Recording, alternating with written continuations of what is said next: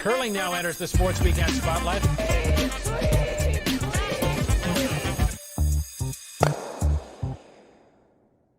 So here's the thing. What? It's Wayne's World, and we're just living in it. We are.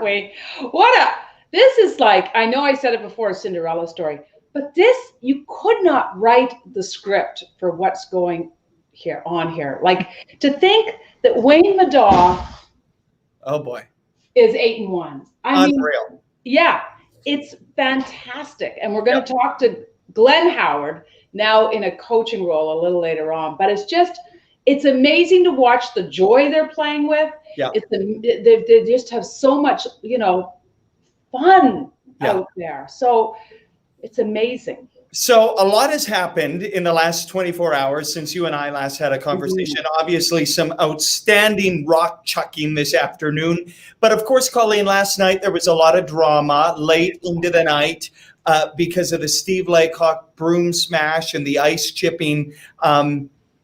Thoughts? I mean, there's been a lot of chatter. Well, there has been a lot of chatter, and I think, we both know Steve Laycock, and he's a great guy, and a lot of us have thrown our broom or slammed our broom in air. As a matter of fact, there have been times I've seen holes punched in walls at curling clubs. So people sometimes, remember when Sherry Anderson said after her first loss at the Scottish, she was going to go back and kick something, but she meant a pillow. But it turned out to be a massive delay. Yeah.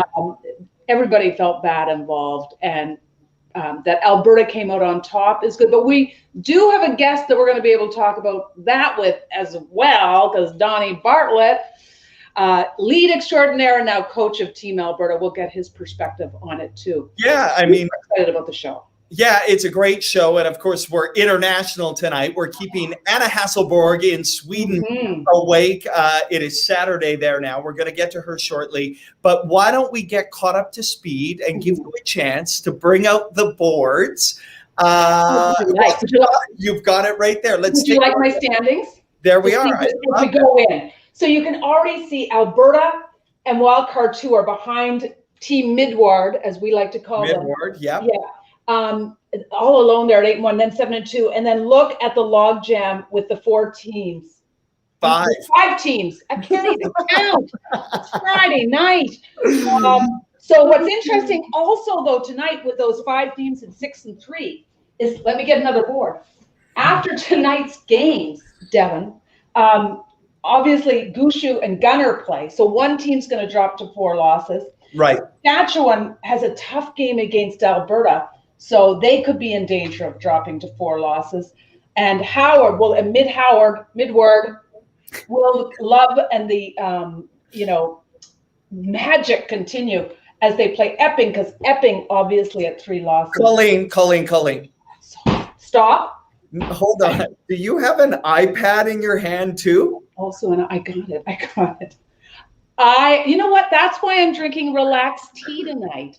Just because I need to you're the dramatic one, not me.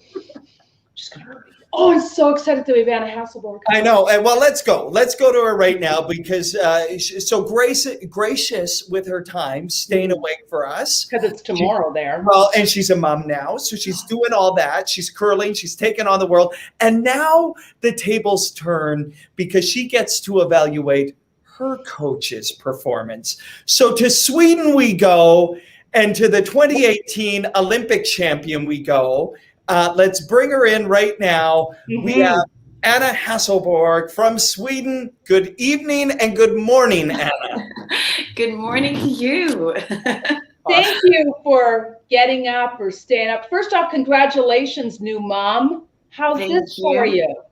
I'm fine. I've been sleeping since 8, so I'm basically good morning. And look, you still look amazing. Oh, thank you. Yeah. Okay, what's this like watching Wayner in Wayne's World over here in Canada, just lighting it up?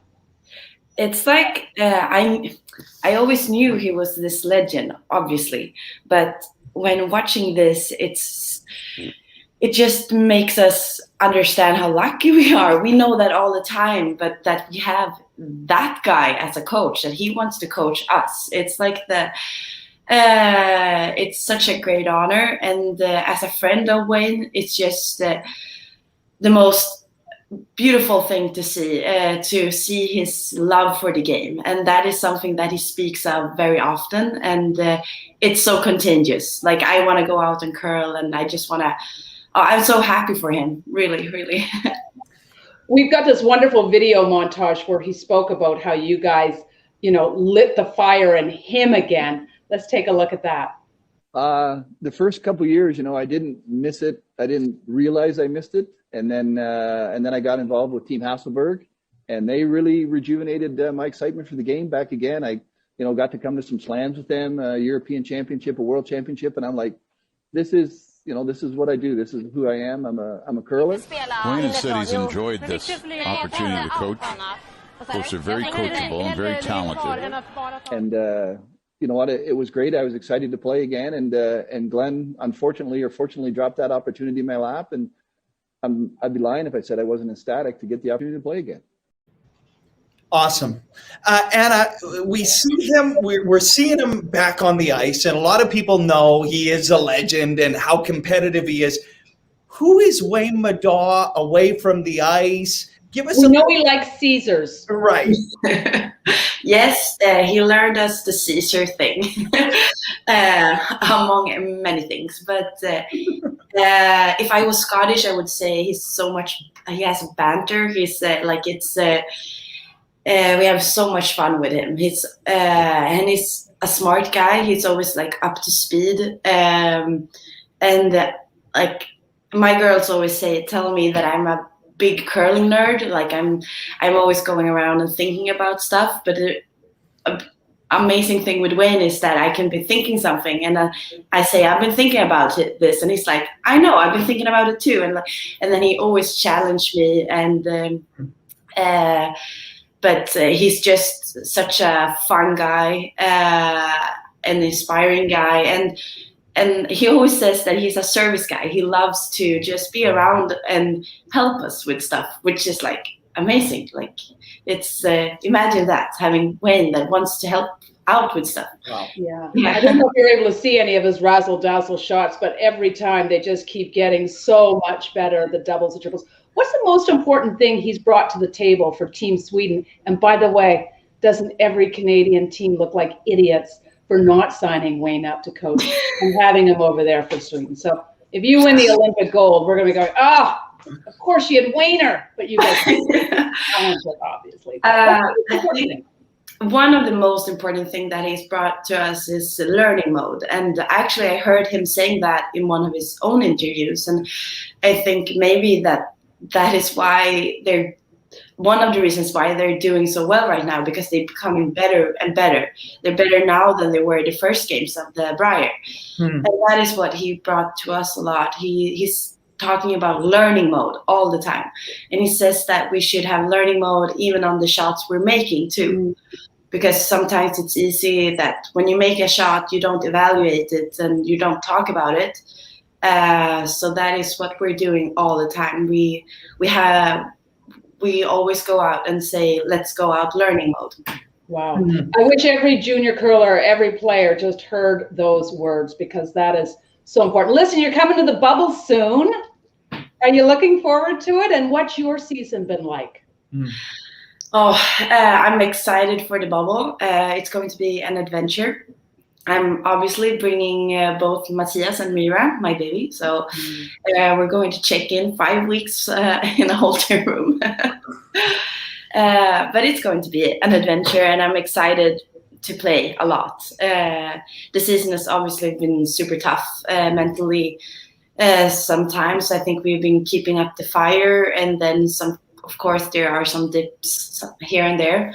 But one of the strengths in our team is that we're good at communicate those kind of things. So I think we've been there for each other all the time. So I think we're holding up pretty good. And now we're just super excited about a great training period that we have ahead of us. And you could be on the curling show every night, and that would help you adjust to Canadian time. So yeah, you get up all the time. Listen, does Mira sleep through the night? Pardon? Does your baby sleep through the night? Mira, did you say? Yeah, she's a very kind baby during nights, but now when I woke up, set the alarm. She obviously woke up. She decided. So now she's having some fun with her dad. I hear her. Oh, so you guys are going to party in Sweden at 1 a.m. It's tomorrow. Awesome. Yeah. She's like, oh, am I already waking up? Right. And she's not sad. She's happy, but yeah, she's awake. I heard her. We won't keep you too long, but have you talked to Wayne over these last few days with him competing? You're gonna have some inside info from the man on the ice when you guys come. Nice. Yeah. No, we're chatting every day almost. But as like he wants to be in the zone, we want him to be in the zone. But he's still the funny guy that he always is. So he's writing some funny texts here and there, and we're just laughing about it and just making fun of him. Like we're saying everything that he says to us. We're texting everything. Like a smart guy told me to do this, and then we text him that. So that's what we've been doing.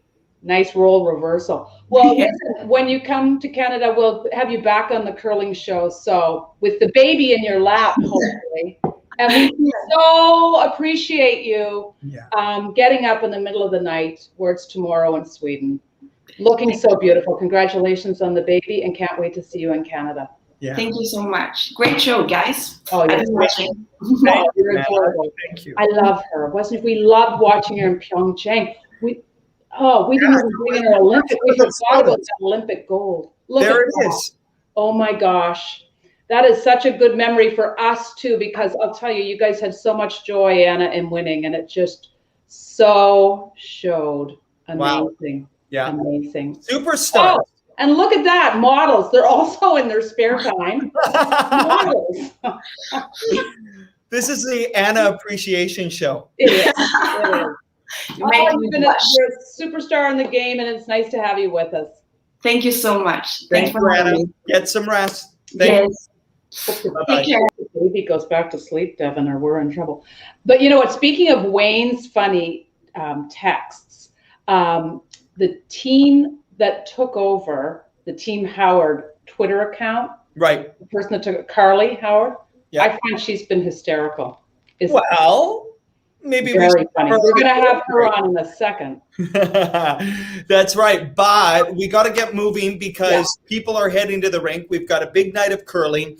We want to catch up with Glenn Howard, who's embracing this coaching role. All these, we have Anna breaking down her it's awesome. And now Glenn is embracing his role. But he's also been having a lot of fun, a little bit of a Friday night dance party. Let's take a look.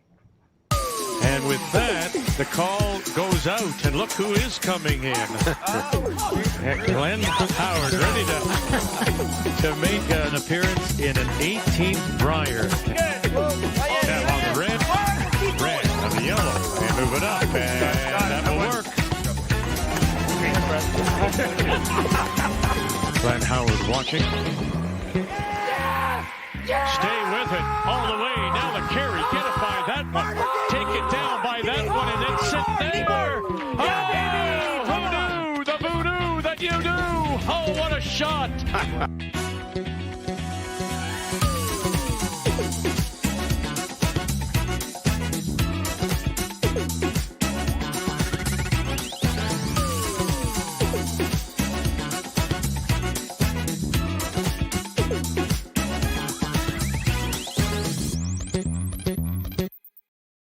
You get one move, Glenn, but it's a good one. Where do you get that? Where'd you get the last footage? That must have come from my family. We're digging deep. We dig deep on this show. We dig very deep. Listen, congratulations. We're so glad you're with us. We're calling this the Howard 4 gets 4 minutes because we know you've got to get to the rink. We're timing it now. Good. Thanks for having me. Okay, Glenn, you're 8-1, top of the standings. In your wildest dreams, did you imagine this could happen? I mean, what the hell is going on here? I'll tell you, Devin. Not surprised at all how well the boys are playing. I'm not surprised at how well Wayne Middaugh is playing. Everybody, because he's been out 5 years, you never ever count out Wayne Middaugh.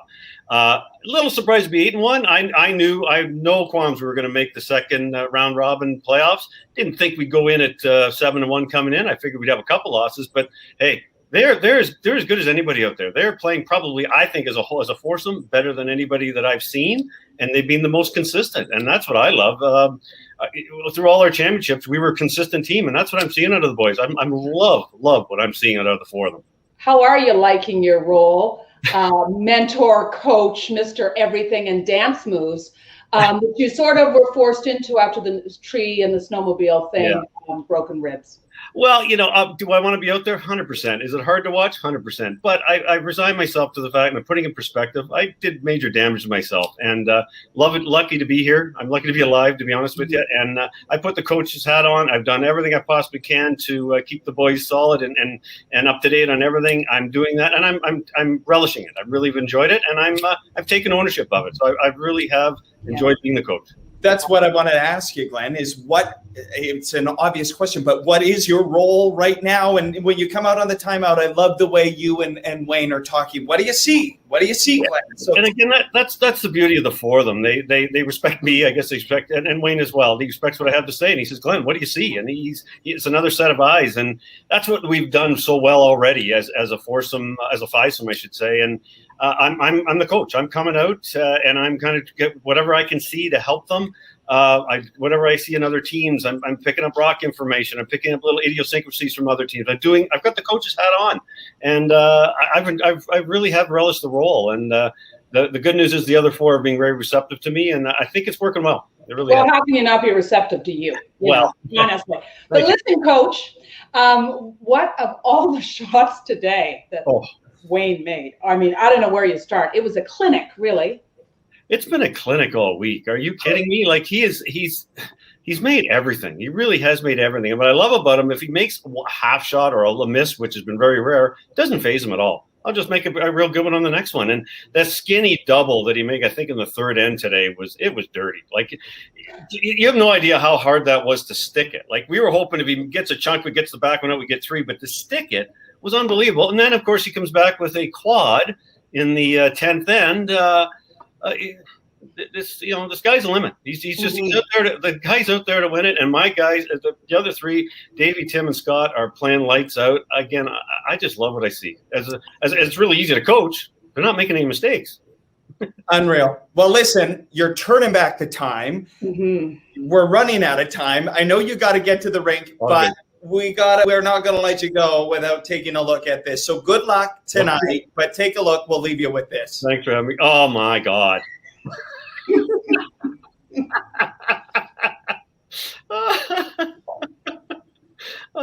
Stop it. That is so good. Where did he find these pictures? Oh, we work hard, Glenn. You did that. Everybody's got a skeleton in their closet, and ours had to come out at the Brier. Jeez, I'll tell you. It's what happens when you play well, man. People start digging, right? All right, go to your team meeting. Thank you for making time for us. My pleasure. Can't wait to have your daughter. Yeah, she's Carly's going to be a riot. Get that picture off. Good luck, you guys. Okay, see you later. Carly might be a riot, but I don't know that she can top that old school photo. I want every one of those outfits. Do you really? Oh, of course. It'd be like our vintage curling sweaters. Yeah, for sure. Yeah.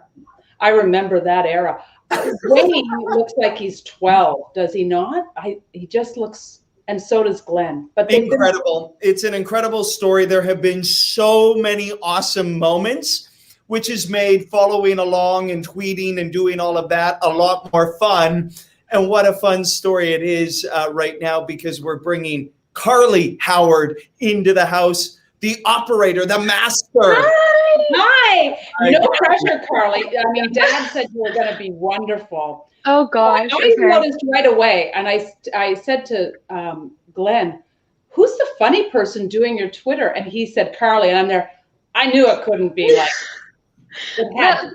Yeah, the only problem is some people don't know it's me. And so sometimes I get like, Glenn, like, why are you not at the rink? Like, why aren't you watching the guys right now? Like, don't you have like coaching duties to do? And sometimes I answer them and say, like it's me. Or sometimes I'm like, I'm just gonna let them run with this because it's too funny. Yeah. But, and then you also give Scotty a hard time. Yeah, that started back when I had a women provincials a few years ago, and Dad came to it and was supporting me, was there all week, whatever, and Scott didn't come. And so I made a tweet, like a blast on my own personal account. I said, I'm going to the men's provincial and I'm going to bring a huge sign that says, I'm only here for my dad, saying that like Scott didn't come to mine, well then I'm not cheering for him at his. Right. And so they ended up kind of putting that on a screen for me. And that's basically how it started, because that provincial is where I started roasting him.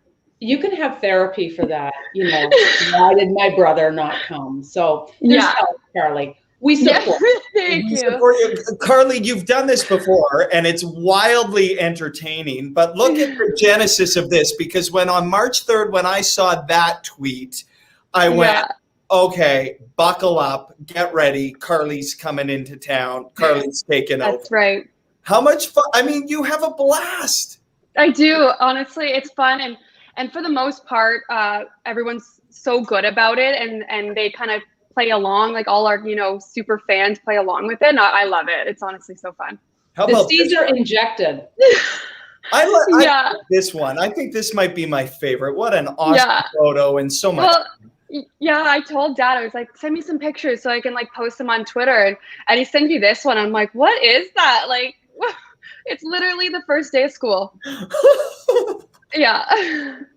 How much fun are you having watching it? Oh, you know what? I honestly, it's been hard to try to find things to pick at with Scott specifically, because obviously that's what I'm known for here, because he's playing so well. He was almost 100% at one point this game. And like Dad just kind of texting us during, and he's like, Scott just made another pistol, or like, Wayne just made the quad. And I'm like, oh my God. And it's been helping because we're seeing it on the TV afterwards. And I'm like, thank God I know the result here, because it's been extremely hard to watch, especially from home. And I know every family member is feeling the same way, not being able to be there this year for multiple reasons, like with Wayne coming back, out of retirement basically, and not being able to see there in person to see him in action. And also just obviously I've unfortunately I've been to a lot of Briers over the years, and this one it's tough being home, because honestly with Dad especially, you never know which one's his last one, and you almost have to treat each one like it may be that last one, and you really want to be there, and you also want to make it special. So obviously it's hard for him being on the bench, but he's doing a great job as coach. And the team is playing well, so it's been awesome. But when we were just talking to him, and he talked about he knows he's just lucky to be king. Some might say lucky to be alive in a Skidoo accident. What was your reaction when you found out he got in this accident? I'm sure terrified, but. Yeah, so I was actually away. I wasn't at home at the time. And so Scott called me right after it happened, right after Mom picked him up on the side of the road, obviously, because they had to get out of the trail. And he's like, did you hear the news? And I'm like, well, what news? He's like, Dad got in snowmobile accident. I'm like it's weird, because the first thing you think is like the worst, right? And the way Scott was kind of explaining, he was like nervous and anxious and confused, and he didn't really kind of grasp what was going on. And so it was hard, obviously, because I wasn't at home. So it was like I kind of panicked, but Scott was really good about being like, I think he's okay, like this is exactly what happened, this is how I can remember it in those moments. And then obviously he got rushed to the hospital in the middle of the night. So my mom called me in the middle of the night that same night and was like, yeah, he's going to the hospital, he's going to Toronto. And I was just sick to my stomach, because I was like, I'm not there. And that's the worst part, is when you're not there. And fortunately things turned out okay. And the doctors, I think, have said multiple times, like, you were inches from disaster, really. Yes. So it really puts everything in perspective. And the fact that he's even at the Brier currently is pretty amazing. So. Well, it is amazing that both he and Wayne have had these horrific accidents. Wayne with his ski injury.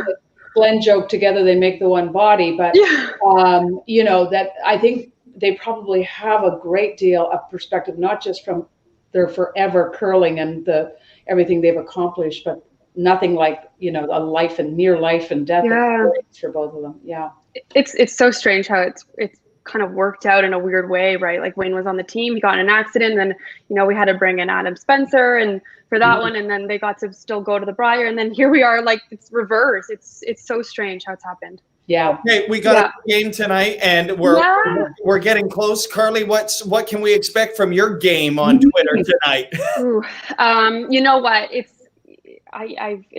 I'm not sure. You don't know what you will have. I play it by ear. I need to know what's going on. I got to watch a little bit, and then I'll show up in maybe the third or fourth end with some input for sure. You know, you should give Devin, king of Twitter, a little advice on that. Carly is funnier than I am, for sure. This is Devin. Just constant. Devin is just. No, me too.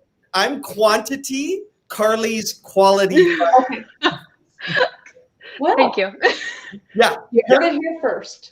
We've enjoyed your Twitter. We've enjoyed your takeover. We think you should keep it. Oh, thank you. Yeah, you never know when I'm coming in. I don't want to be too obvious. I only come in on the serious events, but I'll be around. Okay, good. We'll have you back then. Yeah, nice of course. Having you with us. Nice. Yeah, thank you so much for having me. Good to see you, Carly. Take care. Thank you. Have a good night. Bye-bye. After all, this show is a lot about Twitter, isn't it? Is it?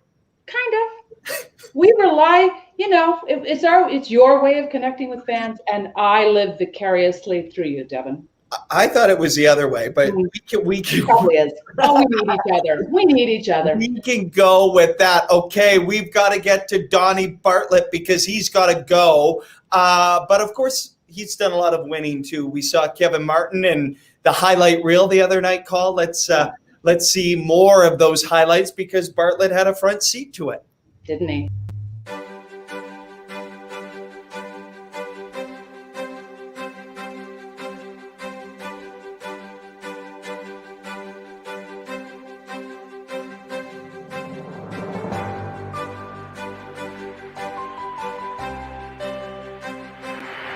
Kevin Martin has created Canadian curling history, becoming the first junior champion to go on to win the Brier.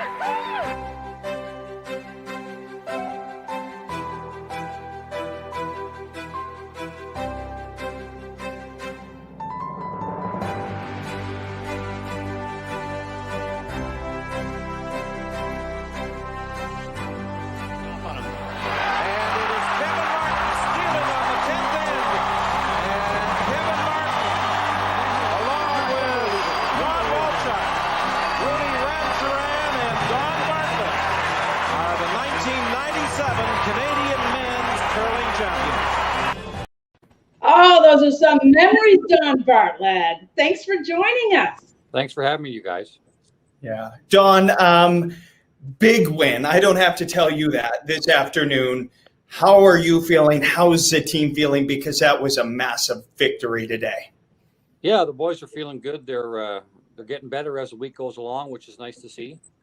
And coaching is something I'm new at. And this year I'm very nervous. I'm very stressed, very nervous because I want the boys to win so much, right? And last year it was pretty relaxing until the final. But this year you don't want to do anything wrong, right? They're doing so good, and you don't want to mess it up for them. Yeah. Well, they've been knocking on the door for so many years. We had Glenn Howard on the show earlier, and he talked about the circus shots Wayne Middaugh is making. But what about the circus shots between Botcher and Cooey? I mean, was that like just a joy to watch? Oh yeah, and any rock in play is a danger rock. You got a corner guard way up by the hog line, and you're worried about it because they can run it in for 3 or 4 or something. So you got to respect what they can do, and especially Cooey, the high hard one. That's a danger. Don, it's interesting to hear you talk about your nerves, your stress. I'm imagining a scenario last night with the delay and the drama that unfolded. What was your role? What did you feel your role was within that big delay and getting the team refocused? Yeah, I just tried to make sure that they didn't get too mad, right? It was an accident, right? We all slam our brooms, but you usually land on the pad, and unlucky for Steve, the broom twisted as he was coming down, and it landed on the edge of the broom. So, yeah, and when the game started again, it was intense. Like, you really want to win. And Steve came down and apologized to us. Like he was near tears, you know, and we knew that, right? I mean, this is the last guy in the world you expect would do that. And it was just an unlucky break is all it was. You know, we all slam our brooms and you always land on the soft side. And this time he didn't. And once it got going again, like Jimmy didn't miss a shot from 5 to 10. He missed a shot and a half, I think. And every shot he'd come down and every couple ends he'd say, Don, I feel horrible for making this shots. Cause you know, he understood what was going on. Right. But I told him, I said, you got to play. You can't lie down. You have to play, make your shots. And hopefully we can make one more than you. Yeah. You know, I know there's been a lot of discussion on Twitter, et cetera, about the broom slam and the delay. But I always say, you know, that old biblical phrase, he who is without slamming the broom, let him throw the first stone, or whatever the Bible said there, Don. Listen, this is really funny about Don. I didn't know. He does not own a cell phone and he barely knows how to use a iPad. So I did bring a dinosaur out. Yeah. Are you giving them any of your great strategy where, you know, as a lead, you always used to joke when you would draw deep behind the center guard and Kevin didn't like it, it was always sort of a Donnie Bartlett 3. You'd always say, this is going to be a 3, just watch. Do you give them that kind of advice, or is that they know. They know, and the other teams know too. Like, you know, if you go back 12 now, if the lead goes back 12, you either have to freeze to it or you have to tap it out. Because if you go around top 4, we're freezing to you, and all of a sudden we've got 2 rocks that lead that you can't get out. So it's a really good strategy. Works around corner guards as well. Go back 12, and what are they going to do? That was the Donnie Bartlett special. Awesome. Yeah. And glad it's still alive. Glad that hasn't become extinct like the dinosaur, Don.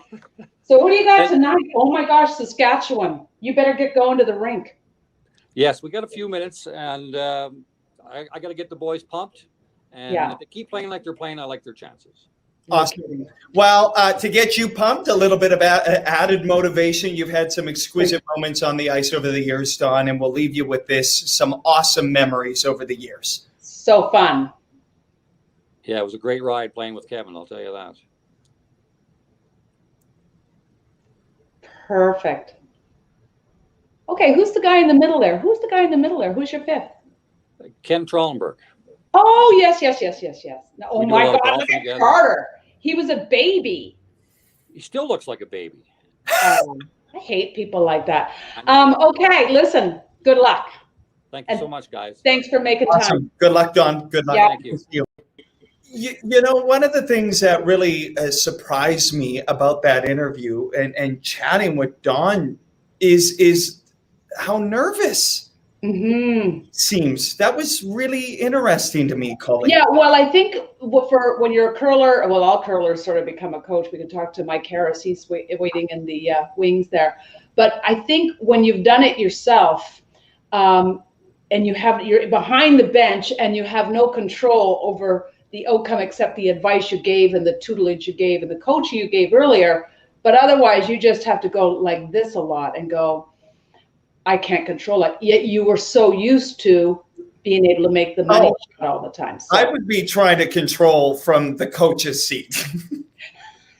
Oh, yeah, you would. I would walk down there and tell them what should be happening. Yeah, but Don Bartlett, I mean, I went. I wonder if Mike Harris was at the Don Bartlett Classic in Gander, Newfoundland. Oh, let's bring him in. Let's bring him in.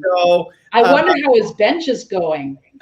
It's good. My bench is amazing. If you've been following, I still have all 10 fingers, so that's my success story when it comes to my carpentry skills. I love it, Mike. Look at the backdrop. You got since last time I was on during the Scotties, we had just moved into our new home and only one room actually had furniture. So now we've expanded. We've got a few more, some paintings on the wall, all that sort of stuff. So it's been a busy couple of weeks for us. Well, so, I was thinking when you were building the bench, other people were making sourdough bread. Some of us right. No, you went right to the hammer and right to the carpentry. It looks nice on the outside, like the aesthetics are nice. I think the inside, the carpenter would have a few issues with my technique. But no, it's been good. It's been good. Listen, yeah. So, did you ever play in the Don Bartlett Classic? First off, I did not, but I watching Don there, I have one great Don Bartlett story, and I didn't know Don all that well before we played him in the Olympic trials final in 1997, and after we won, you shake hands with your opponents. We were hugging each other and stuff, and Don took a moment to really, he was so kind and so supportive of us, and we're wishing you well and all those sort of things. And Don and I've discussed this many times over the years, and I was really floored by how much of a gentleman he was after a very which was, it was the first year curling was in the Olympics, and it was such a, for us it was a breakthrough moment, but for them, as the reigning, we saw the Brier shot there. They were the favorites and stuff, and he was so great, and I have nothing but respect for Don, and I can associate, to what he was saying about coaching. Like, the hardest part of coaching is just giving up control, as you're just saying. Devin, you'd be a terrible coach.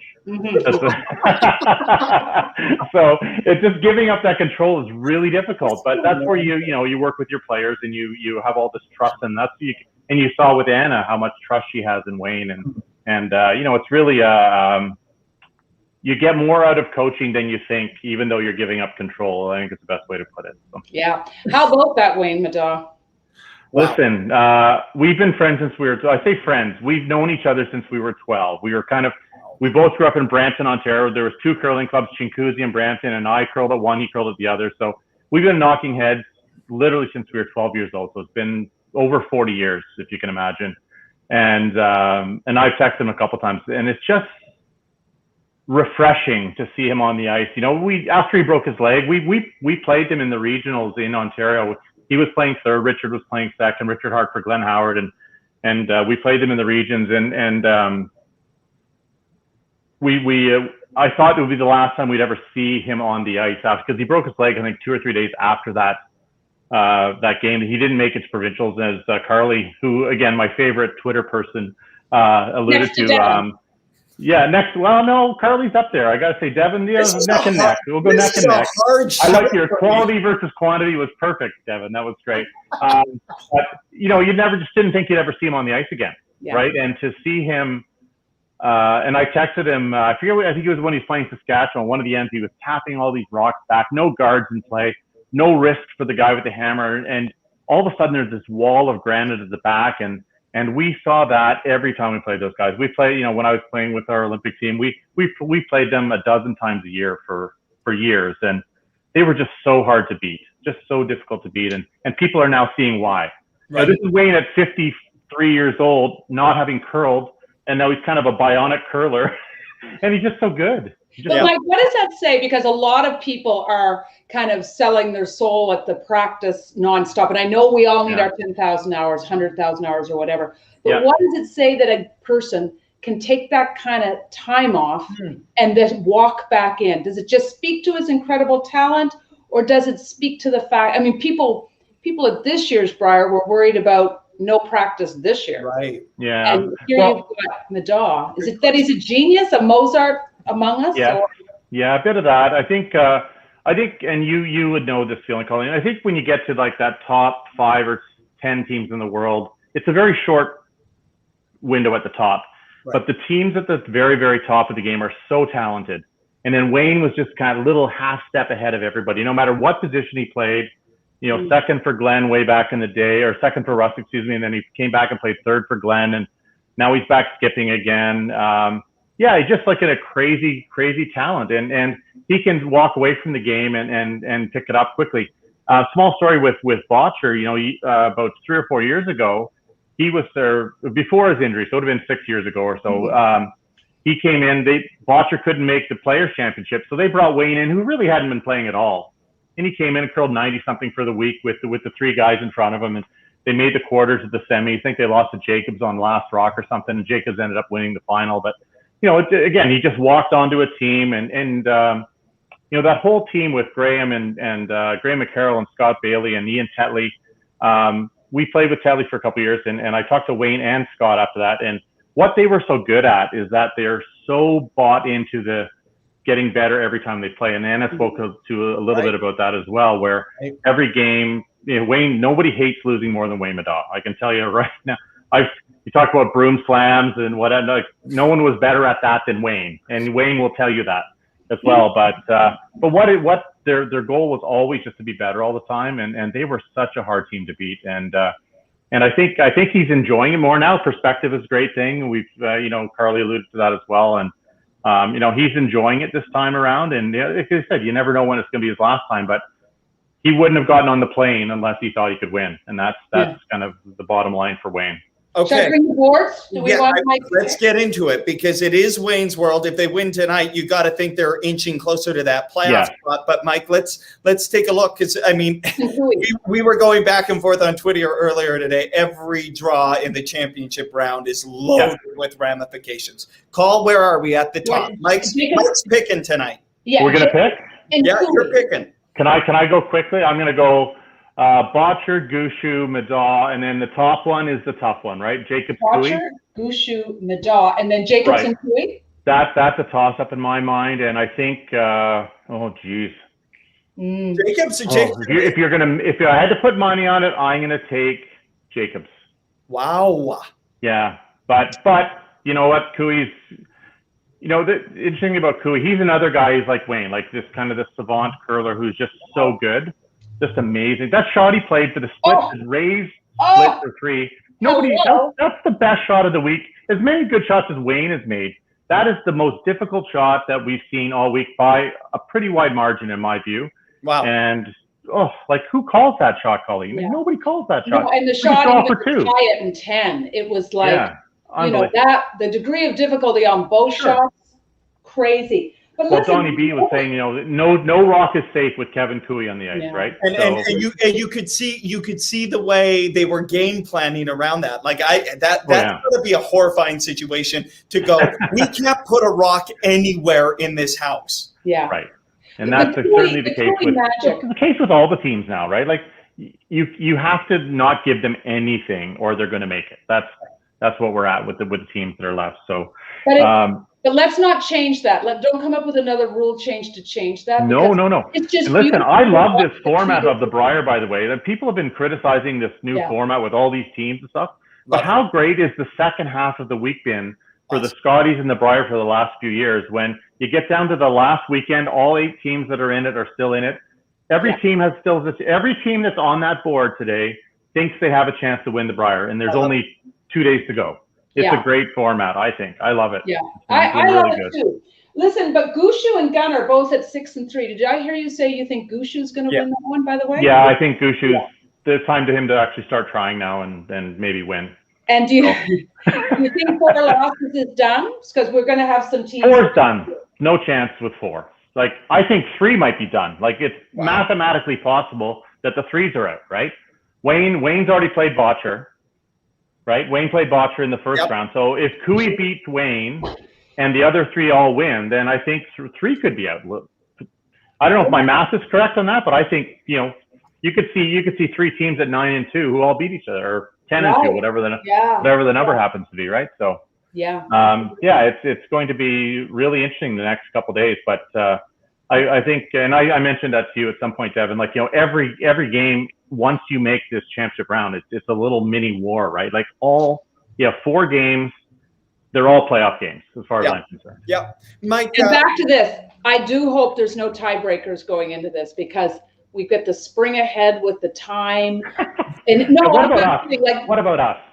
What about we just and us too? But honestly, if there were tiebreakers, if there were more than one tiebreaker, that's a killer. Do they have time for more than one tiebreaker? I'm not even sure if they do. They probably have to play in the middle of the night, right? Like, so the World Curling Federation now, they're only allowed to have one tiebreaker at any time, right? So if it comes down to like a draw to the button total or a head to head, I mean Al Cameron last night on the show actually brought that up and threw it out to the fans, which. I don't want to read into the tea leaves a little bit too much, but you got to wonder if they're having that conversation, right? So it's a new normal. I mean, everyone, you want to, the draw of the button is very important. That's what it comes down to. But the reality is, in Canada, where people love curling, they love a good tiebreaker game. They like the I know. So it'll sell tickets. It's watchable. We can't get enough curling, so we sort of buy into. Well, and as an athlete, you never want to be eliminated by a draw to the button, right? I mean, at the end of the day, if you're a player, but when you know the rules coming in and you know there's only one tiebreaker, and that over the years at the slams, like the teams are used to that. Like there's a lot of separation made by how your draw to the button goes during the week. So all these teams are used to that. So like I said, it's kind of the new normal, and progress is progress, whether you like it or not, I guess. Mike, you didn't flinch on your picks for tonight. This will be the last time we chat with you before the final. Who 2 teams? Who are they? In the final? Yeah. I'm gonna say Wayne's gonna make the final. I think I think if he's got to beat Epping tonight. Also, I'll put a little asterisk beside that. If he beats Epping tonight, I see him in the final. Otherwise, you gotta love Gushu and Cooey, right? I mean, I hate to say it, like they're and Gushu, Cooey. Gosh, I shouldn't even say that because I just think Jacobs would beat Cooey, didn't I? Never mind. I take it all back. I did this earlier on CBC Radio. I was so clear going into that question. I know. I have a spin. Maybe it's time to bring the spin wheel back. I slowed it down a little bit because before the week started, I would have said Jacobs. Before the week started, I would have picked Jacobs, right? So with Mark Kennedy and just the way they were at the end of last year, they won 3 slams in a row to finish before the pandemic. Right. As did Anna Hasselborg, who was on earlier. I would have picked Jacobs, but they've looked average in a couple of those games that they were on TV, and gosh, there's not much. Jacobs, Cooey, Gushu. We have 3 teams that are talent-wise way up here, and then Wayne's the wild card, right? Wayne is the wild card. I think if Wayne wins tonight, I think they'll be in the final. Wow, that's my prediction. And gosh, throw a wrench into the Curling Canada's plans if they win the Brier or what? Holy mackerel! Here you got a 53-year-old skip with a 58-year-old alternate who can't curl, and 3 young guys at front end. Off you go. Have some fun, boys. Yeah. Good luck getting our Olympic spot. I was just going to say, go get us a damn Olympic spot. Well, they would. Having said that, would you rather have anyone else there than Wayne Middaugh? No, probably not. Wayne's your guy. guy. No. So whoever wins, maybe they bring Wayne along and let him skip. That'd be a good option too. Are you saying it just doesn't fit the image? It's not in the. I think I'm not going to go down that road because it does me no good to do that. So I just didn't know what you meant when you said that. It would be a surprise. I think would be the best way to put it for Curling Canada to have Team Howard / Middaugh be the Brier winner this year. It would be a surprise for just about everyone other than Wayne, maybe. Yeah. Wayne wouldn't have got on the plane otherwise. Right? Awesome, Mike. Awesome. Yeah. Well, listen. Great job again this week, you guys. And I'm just can I just say one thing? Yeah. If I don't hear the word lively striking bands anymore the rest of this weekend, I'd be very happy, guy. But I'm not putting any money on that. Well, the rocks are lively. Where do I find that lively granite? That's what I got to find out. So I'm going to do some research and we'll move on. Well, Devin and I would like to go to Elsa Craig and get to the bottom of the story. We'll catch up with you because you're going to the bubble. You're calling. Yeah, I'm going to the bubble. So Kevin Martin and I and Jill Officer are going in there with World Curling Federation to do the men's worlds and the women's worlds on their YouTube channel. So you'll see all Team Canada's games on TSN, and then we'll be doing the YouTube stuff. All the other, there's a few other good teams at the Worlds we'll be fortunate to cover. So good. Yeah. We'll have you on. We'll have you back. Yeah. Excellent. Looking forward to it. I miss you guys. It'd be so It'd be nice to see you in person. I know. Lively striking bands. Yes. Never seen anything like it. So lively. And the band will be back sooner than later. Mike, it's good to see you. Great to see you guys. Enjoy the weekend. I can't wait for we got 3 days of some amazing curling coming up. So enjoy. Is it 3 days? 2 days?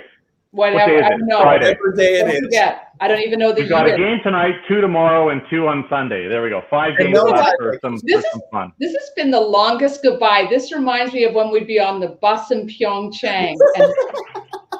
This is what happens when we get together. We just need Bruce Rainey to actually get on social media, and we can actually have him on here too, right? The international hell will media freeze over before that happens. So. No, but the international media hated us. We were far too loud for all of them. What are you guys having so much fun for? Stop it. Yeah, we do. Awesome. And just super congratulations on your bench. I can't wait for your next project. I'm actually kind of proud of that bench. I'm not going to lie. And now we can never sell this house. No, you can't. We'll see how that goes. We'll see how that goes. All right. See you, Cheers, Mike. guys. Great to see you. And yeah, enjoy the weekend. Longest goodbye ever. You enjoy the weekend too. You enjoy. I'm waiting for Sophie. Like, come on. We love Mike. We love Mike. We had so much fun in Pyeongchang.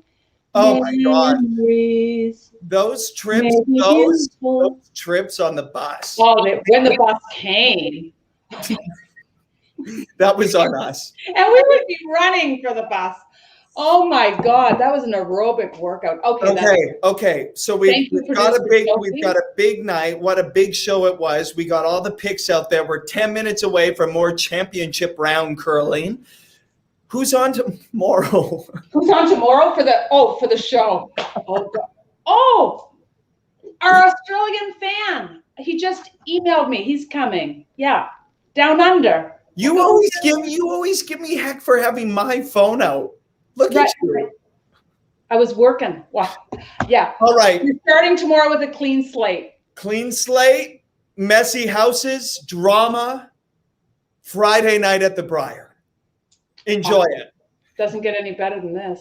Thank you, Sophie. Yeah, thank you, Sophie. Good night.